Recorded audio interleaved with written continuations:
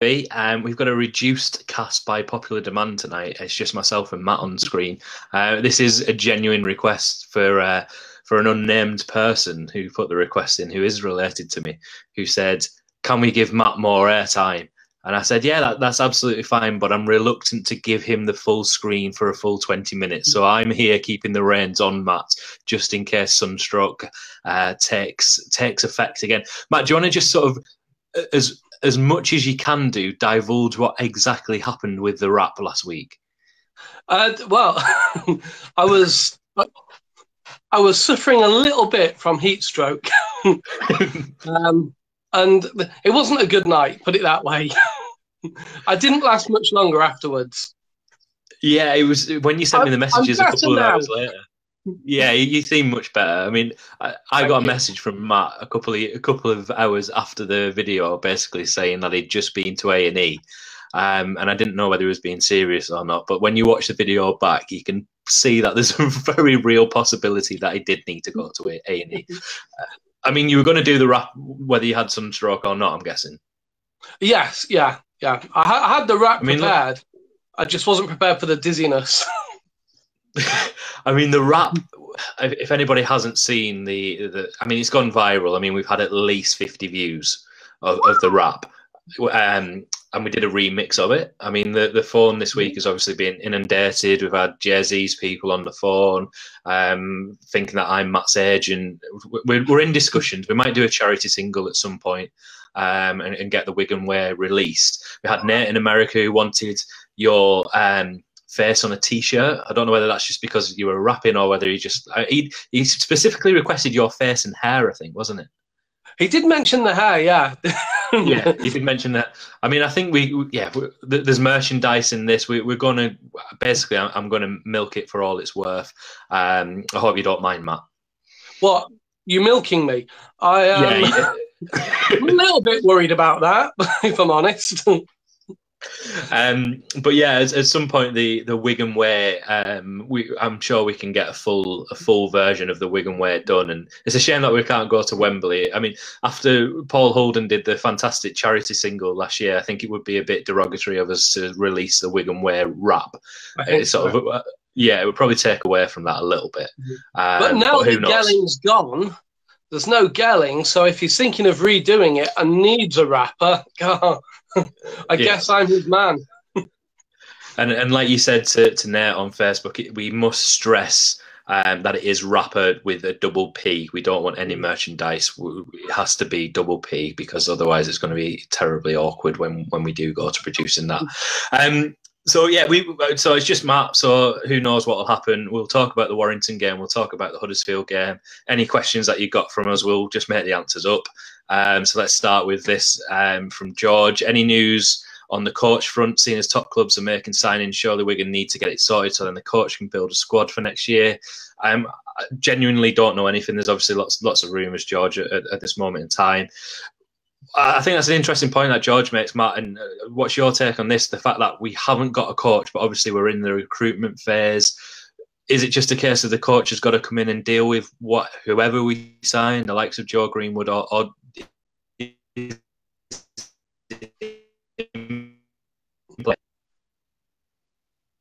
that you broke up a bit there. It's like you're doing your own remix. Yeah, I probably am, to be honest with you, because I can hear the baby screaming next door as well, which is not a good sign. I think I'm going to answer your question by saying, in my heart of hearts, what I hope is happening is that the coach is sorted, he's directing us to make signings, and nothing's been publicly announced yet. I have a horrible feeling that's not the reality. No, of course it's not. Of course it's not. That's not happening at all. I think, George, to answer your question, I genuinely think Wigan will take the time with the coaching appointment. I think Leeds are a fantastic example, and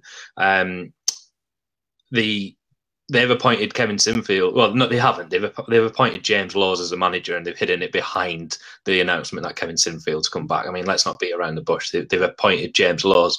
That's the situation that you could be in, and I think I would say that is the the big reason why Wigan shouldn't be pressurised into rushing an announcement, and that they've got to get it right, because there were, you could end up with James Laws. That's the top and bottom of it, I think. Did that take you by surprise, Matt, the announcement of James Laws? Ignore the Sinfield part. Did the James Laws part surprise you? No, I expected that that would happen. I expected he'd be there as an interim coach. The Sinfield thing took me by surprise just because it happened so quickly. Yeah, I mean, I've put Andy's comment on there. That's not a bad shout, actually. Matt the Stewart Raper just to avoid, or Matt the Stewart Rapper just to avoid. Yeah, Stewart Raper. Anyway, let's get away from that before we do get taken off it. It almost, I mean, we're talking about Leeds here, but obviously it did seem premeditated, and I almost feel a little. I never thought I would actually say I felt a little bit sorry for Brian McDermott in the fact that the announcement was made so quickly. But yeah, I guess to answer your question, George, the rumours at this moment in time are David Ferner, Adrian Lamb, Paul Deacon was at the game on Friday night as well, apparently in the stands watching the game, which is interesting. And obviously the Mike Ford, Sean Edwards rugby union sort of won't go away, and I would suggest that we're going to probably taking the time, like Ian Lenigan said in his in the interview that he did on Wigan TV. Matt, for anybody that saw that you were there on Friday night on your own, your dad decided to go and sit with his Warrington friends. He did, yeah. He abandoned me. Yeah, he was lucky to get out alive, to be honest, because he can't keep his mouth shut. I mean, I assume he was still wearing the dog collar though, so that does allow him. He wasn't. Oh, he was unprotected. Yeah, I mean that does allow him, I think, to perhaps say some things that other people may not be allowed to say if he's got the dog collar on. But so you were sat on your own, you stood in front of people, did the Wigan Way rap for 10 seconds. I did, yeah.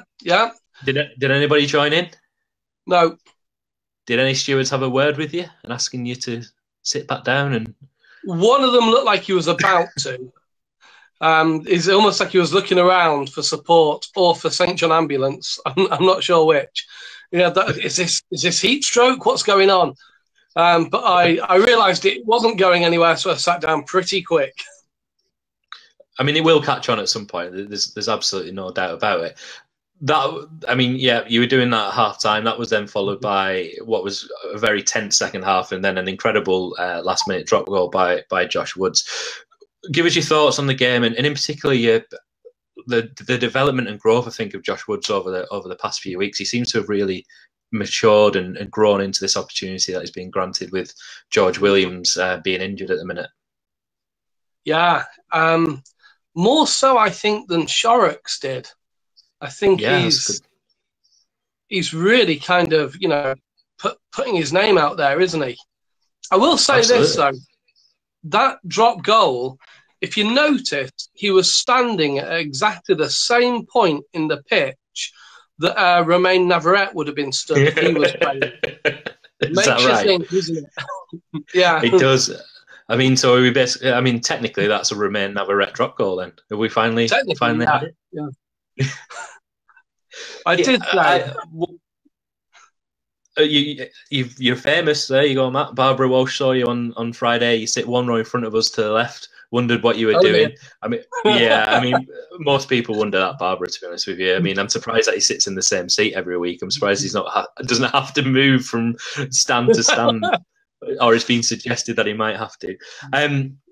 Well, I want your opinion. I got a little bit of stick on Twitter on Friday night for my opinion on Josh Charnley. So I understand he was obviously getting booed. I thought they were a bit more of pantomime boos rather than sort of genuine sort of hatred type boos. And then he did that celebration when he scored the try. It wound Sam Tompkins up a little bit. Then he seemed to continue his celebration in front of the West Stand, which I think riled a few people. And then he had all the Warrington fans singing Charnley's a wire. I think that's what they were saying. How do you? I said he sort of showed a lack of respect towards Wigan, and probably Wigan fans did to him. I'm not too sure. What was your take on the whole sort of pantomime Josh Charnley booing and reaction? I didn't mind it too much. It's like you say, it's pantomime, isn't it? It's entertaining. And these things I'm sure they don't bother the players too much. There was Yeah. a little bit of argy-bargy between Sam and Josh, but I think they probably got a strong enough relationship to get through that. I'm not saying there's anything going on between the two of them. I'm pretty sure that they're friendly enough to. What happens in Josh's caravan park stays there. I've heard that number too, yeah. Yeah, I sound very, very bitter. I mean, it was a great finish. I mean, no doubt about that. Josh frustrated me on Friday night. He really did, Callum. Yeah, he frustrated me as well. He frustrated me when they beat us in the cup as well, a lot more, to be honest with you. One player that got injured on Friday night. Did we play on Friday or Thursday? I can't even remember. Friday. Was it? Yeah, I've got a baby now. I don't even know what days it is. The one player that got injured was Liam Farrell. It looks like he's going to be out for a few weeks, which is a shame because I think over the past few weeks when he has been playing, he's looked to be getting back to those levels. I mean, the breaks that he made have been sensational. That his read play with Josh Woods in particular seems to be back on a level that it was with George Williams. He's obviously going to be a big miss, but Liam Paisley came in, scored the try, came off the bench. Have you been impressed with him when you saw him on Friday night? He seems to just have come into the first team, taken his opportunity, and he looks to be there again on Thursday against Huddersfield. This is it, isn't it? These young players slot in. That is the joyous thing about being a Wigan fan. You kind of almost don't worry too much when a player gets injured. As upsetting as it might be, you think, we'll have someone else then. Pull in the next one. Absolutely. I mean, the incredible thing today as well, which I saw, or which I sent, I think I'm right, I might be wrong on this, but when I've been looking through the stats when I did the Sean Wayne article and how many debuts he's given out, I think Sammy Kabula and Ollie Partington are in the squad. One of them is supposedly going to debut, if not both of them. If one of them plays on Thursday night, that will be the 40th debut that Sean Wayne has given to a Wigan Academy product, which is incredible. Like it's on a level where it's actually ridiculous. Like 40 people to come through the Wigan Academy. And we've discussed this before, but the players that are on that list that aren't at Wigan that have gone on to have fantastic careers elsewhere, Joe Mellors, Ian Thornley, even likes of Connor Farrell, who's doing a great job when he's not injured at Featherstone, people like that have gone on to have careers from rugby. That's just incredible, isn't it? 40 debuts. Says a lot about this one town in the northwest, providing this conveyor belt of talent. Absolutely. I mean, am I right in thinking that at the same weekend, the England Rugby Union captain and the England Rugby League captain, both from Wigan, both from the same school in Wigan? It's ridiculous, isn't it? There's obviously something in the water in Wigan, but I just wanted to. I think I'm pretty correct on that. I mean, even if it's 39, how long's he been in charge? 7 seasons, 7 seasons maybe. Can't remember. That is just absolutely ridiculous. So yeah, that I guess leads us on to Thursday night. Ollie Partington, Sammy Kabula in the squad. I don't know if you've seen much of either of them through the 19s. Sammy Kabula has obviously got this fantastic reputation. Wayne says, "What's your thoughts on Sammy Kabula?" Matt's shaking his head, so I'll give you what my thoughts on him are. He looks an incredible player, doesn't he? He's massive. There's no doubt about that. He's a big lad. I think I mentioned last week his link-up play with Josh Ganson in the 19s over the past few years has been exceptional, and that was what I think one of the contributing factors to the under-19s winning the grand final again last year. That link-up play looks exceptional. My only concern with Sammy Kabula is his size. Size can only get you so far. If you think back to even as kids playing rugby, if you've got the biggest lad in your class and he's on your team, you're probably going to win the game because, it catches up with people. One thing that he's done recently is he's been playing at London Scholars. He's been out on loan at various places, playing against men. And I think that's the biggest test for him, Sammy Kabula, is when he comes up against big bodies. Can he still do it at that level? And I think he's got a skill level that looks to be enough to make it at this grade. He's been playing for England through the youth ranks, so he's going to be a fantastic player. I mean, Barbara says if Sammy carries on, he's been doing definitely one for the future. Watched him in the under-19s from his debut. He looks an exceptional talent. It's really exciting to see him potentially debut on Thursday. If it's not him, Ollie Partington, who is somebody that I know a lot of people have been keen to see over the past year. He's one of those that's been knocking on the door to get an opportunity. So it'll be Kabula or Partington that will be in the squad. Just bringing this squad up, I mean, obviously, Matt, you'll be delighted that Romain Navarrete returns to the squad. So obviously he comes in and probably captains the side as far as you're concerned. One question for this. I mean, Callum Field drops out of the side. Which I think is a bit harsh because I've actually been really impressed with him, what he's done. My question for you though is Morgan Escaré. I have the feeling that Morgan Escaré just isn't getting the minutes on the pitch that he deserves. I think he plays fantastically well when he comes on. I thought he was great against Warrington. He has an impact, but then he disappears, and it's almost like we're getting 20, 25 minutes from him. Are we prioritising? Sam Tompkins is fantastic, don't get me wrong, but are we prioritising other players ahead of the development of Morgan Escaré, who's signed a 3-year deal, 4-year deal, whatever it was last year? He's going to be here longer than Sam Tompkins is. He's going to be here longer than Thomas Luluai is. Are we putting his future, his development at risk for the short-term gain at this moment in time, do you think?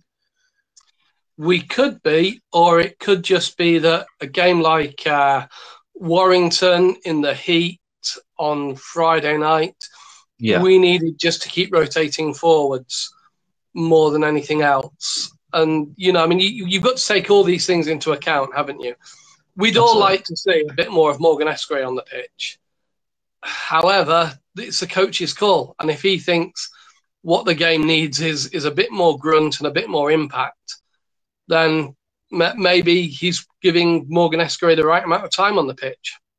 Yeah, absolutely. I mean, I'm not an expert on this at all. I'm not an expert on rugby. It's just what seems to have happened since the start of the season. We had this rotation. We had the switcheroo, as it got called. The switcheroo seems to have sort of disappeared a little bit. Do you think? And it's getting played every now and again, but there seemed to be a set pass into it. I mean, did it just not work? I mean, you look at the tries that Escaré scored this season. It's like 2 or 3. He's not really having the impact. I'm just seeing what Callum's put here, but I'd have Morgan over Sam any day. I think that is genuinely, for me, that's what it's getting to. Is as much as I love Sam Tompkins and as much as he affects the game, I would like to see a substitution at some point where it is Escaré for Tompkins. Do you think that'll ever happen? Tompkins is doing so well at the moment, bossing it from the back, isn't he? And we're at the stage of the season now. We can't take risks. And if Tompkins is delivering the goods, then why would you mess around with that too much? Yeah, no, absolutely. It's a very good point. I feel very sorry for Morgan Escaré in a way, and I just want him to grasp his opportunity because we've got Zach Hardacre coming in. It's not going to get any easier for him over the next few months when Hardacre gets back into training. Talking about the game on Thursday, Huddersfield are in incredible, rich vein of form. I think Chris Thorman, who has obviously gone back to coaching rather than being the head coach now, has done an incredible job with the transition at Huddersfield. I mean, we look at this table. I mean, it's very good to see Leeds down there in the bottom 4, which is obviously where we hope they will finish. Huddersfield have been a bit of a bogey side for us in the league games. When it comes to a high pressure game in the playoffs, they haven't really troubled us, at all, have they? When they were back up there. But how do you see this game going on Thursday night in terms of a resurgent Huddersfield? Jake Mamo's back in the squad for them. Danny Brough seems to be getting back to a reasonable standard. Obviously, we've got a lot of players out injured at the moment. So how do you see this going on Thursday, Matt? We'll be all right, won't we? Okay, Mamo's back, and admit it, every time you hear his name, you just want to go, just killed a man, but we don't because that'd be silly. So Mamo's back. They beat Hull FC quite convincingly on Thursday. But Hull FC did have 7 first-team players missing. Not that Hull FC fans would ever use that as an excuse, apart from no, I mean they wouldn't. time. Yeah, they wouldn't mention it at all, would they? No.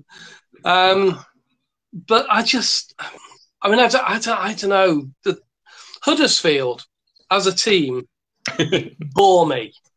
They just, I cannot get excited about them. There's something about them that it just doesn't seem to gel. The colours they play in, right? Claret and gold. Now, you would never wear your claret skirt with your gold tights, would you? Because I very rarely do that, to be honest. I've never seen you in them, so that's not together.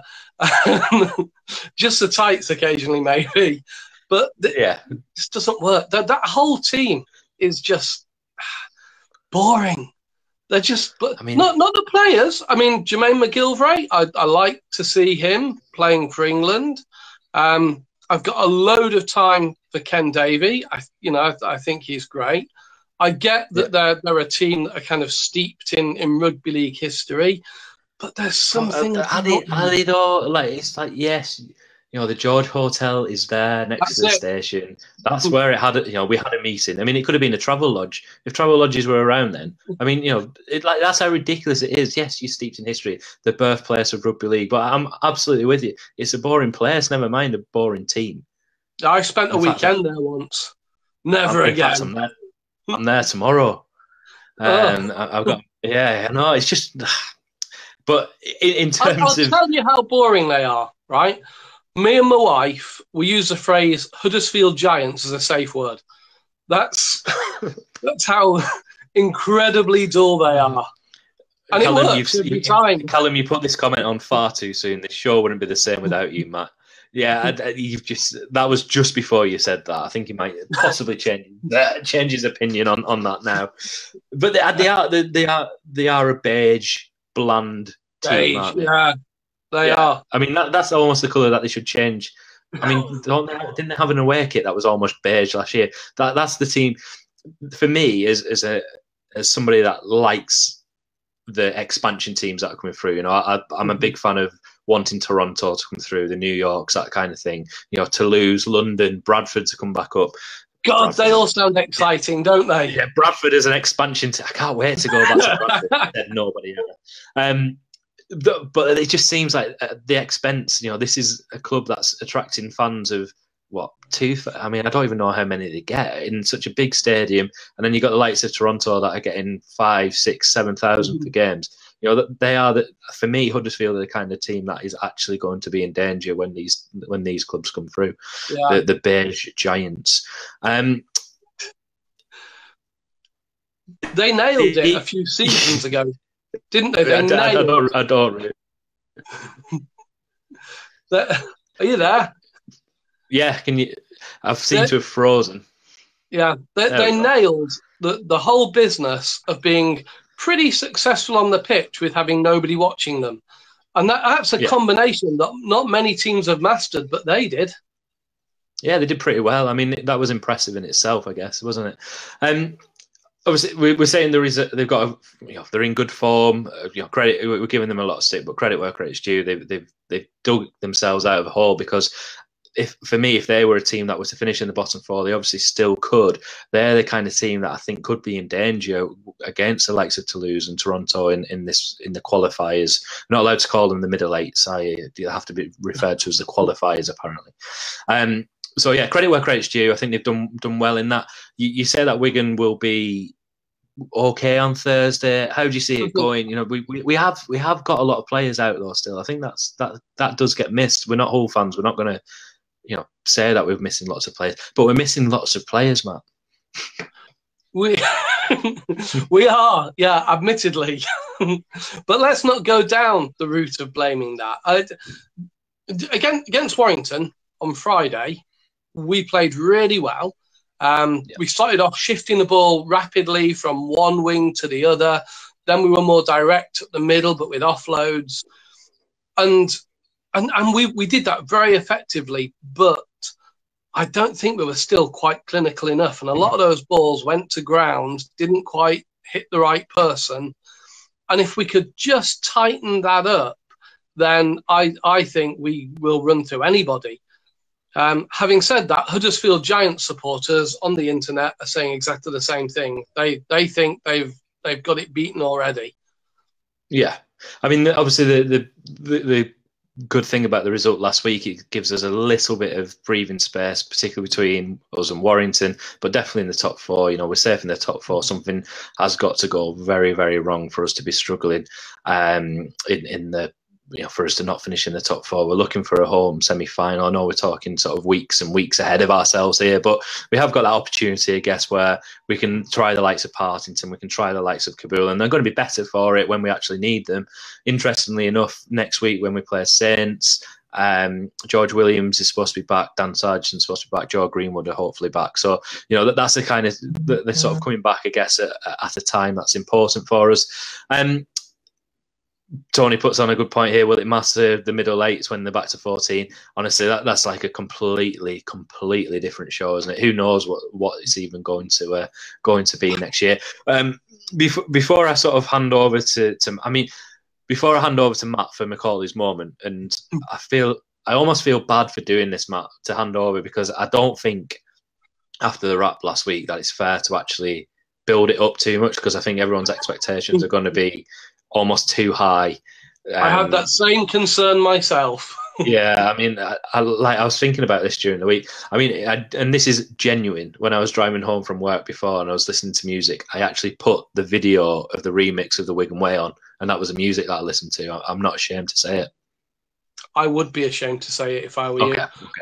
I mean, I will make it available as an MP3 for anybody that wants to possibly download it. But one thing that myself, Matt, Mark, other people are working on at this moment, I mentioned it, is this sort of magazine that I'm sort of doing at this moment in time, just to trial it. If anybody wants to write anything, I would just want to do like basically a magazine for Wigan fans, a bit of a fanzine, and we've got lots of good bits in there. It's already up to about 36 towards 40 pages. Hopefully it's interesting to people. But if you want to contribute, there's lots of people that have sent little things through, and you know, without stealing Matt's thunder, if it's a poem, if it's a rap, that's not a problem. Send it through. If it's, you know, I don't know. I mean, you know, we might find a another rapper for you. Could become a duo, Matt, if we find that. Like PJ and Duncan. Yeah, absolutely. The white middle class PJ and Duncan. That would be quite something. But if anybody, just get in touch on Facebook, Twitter, whatever. Just send that. Matt, get a single out and buy it. See, this charity single that we were talking about, I think. Yeah, I'd keep freezing. I'm aware of that. We're gonna. I can see my face on the screen just frozen. So Matt, without further ado, let's pass over to Macaulay's moment. Big shout out to Stuart Minnis, who sponsors it. You know, all seasons gardening in Maryport, very specific Maryport. But one thing I want to say to Stuart in particular, I know it's his stag do this weekend. He's going watching Madness. Have a great day, Stuart. Don't do anything silly. Avoid lampposts. Cling film, and people suggest, just stay safe, but enjoy yourself. Have a good one, Stuart. Yeah, enjoy yourself, Stuart. Thank you for your sponsorship. All seasons gardening, very specific in Maryport. Matt, quick question before we hand over. Wayne says, what's in the jar you're drinking from? Is it a large Scotch? It's not. It is. Hang on. Renegade Craft Lager. Okay. More sponsorship. And if anybody from Renegade Craft Lager is watching, Matt's address is you can send some free. Matt, over to you. Macaulay's moment. What have you got for us this week? Well, I've got something that, because it's Huddersfield, I've opted for a fairly boring poem. I thought that would be appropriate somehow, and because we're playing on Thursday rather than Friday when we should be playing. And if we were playing on Friday, I would have been able to go. But because of that, I've named this one Shout Out to My Navarette. And this is it.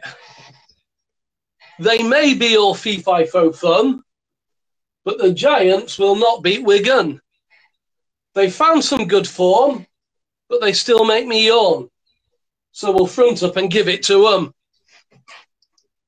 Very good. I mean, yeah, I was hoping that there might be a rap. I was thinking we could get Giant Slay rhyming with Wigan Way, but I didn't want to steal your thunder. I'll work on a rap for.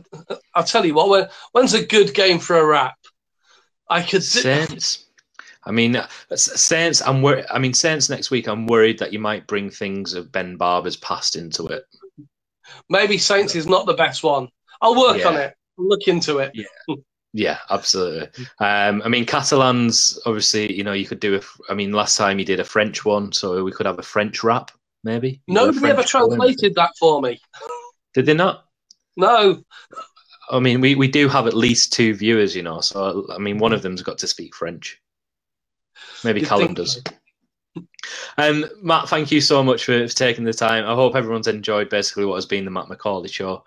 We've frozen again on the screen. Obviously, yeah, there we go. We're back. Matt, thank you so much for joining me. I will be back on Friday night with Matthew Melling, who is known as the Wigan Runner, who is basically this incredible guy that basically runs every day and is running all the way around the world and is doing some wonderful charity work at this moment in time. The reason why you should watch as Wigan fans is the fact that he has regular competitions to give away Wigan tickets, and he will be doing that next week for the Saints game. You basically got to find him. So he goes running, and it's called Find My Face, and you've got to basically find him in Wigan, run alongside him or walk alongside him or basically rugby tackle him in the street and say that you found the Wigan runner and claim your tickets. Maybe don't rugby tackle him. I haven't run that past him yet. But I'll be joined by him on Friday night at 8 o'clock. So tune in. Hopefully, if you need tickets for the Saints game, there'll be some for people to win there. So thank you very much, everybody, for watching. And Matt, thank you again. Thank you.